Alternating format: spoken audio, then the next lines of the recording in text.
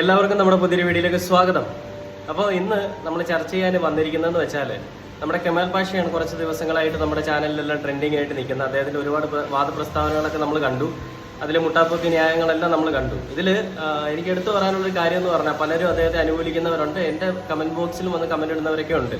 അപ്പോൾ ഇതിൽ നമ്മൾ പറയേണ്ട ഒരു കാര്യം, അദ്ദേഹം പറഞ്ഞ നിയമത്തിൻ്റെ വശങ്ങൾ, അദ്ദേഹത്തിന് നിയമത്തിൻ്റെ വശങ്ങൾ ഒരുപാട് അറിയാം. കാരണം അയാൾ ഹൈക്കോടതി പഴയ ജസ്റ്റിസ് ആയിരുന്നു.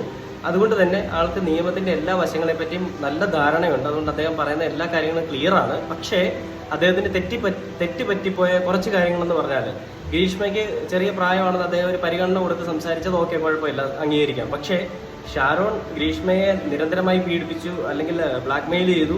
ഷാരോൺ അവളെ വിളിച്ചു വരുത്തി ലൈംഗിക ബന്ധത്തിൽ ഏർപ്പെടുന്നു. ഷാരോണിന് അത് ആവശ്യം, ഷാരോണിന്റെ പ്രേമമായിരുന്നില്ല, കാമമായിരുന്നു. ഗ്രീഷ്മയ്ക്ക് ഇതുപോലെ ഗതികേട് കൊണ്ട് ചെയ്യേണ്ടതായി പോയതൊരു പ്രശ്നമാണിത്. 56 പാരസെറ്റമോൾ കഴിച്ച ഒന്നും സംഭവിക്കാനൊന്നുമില്ല. എന്താ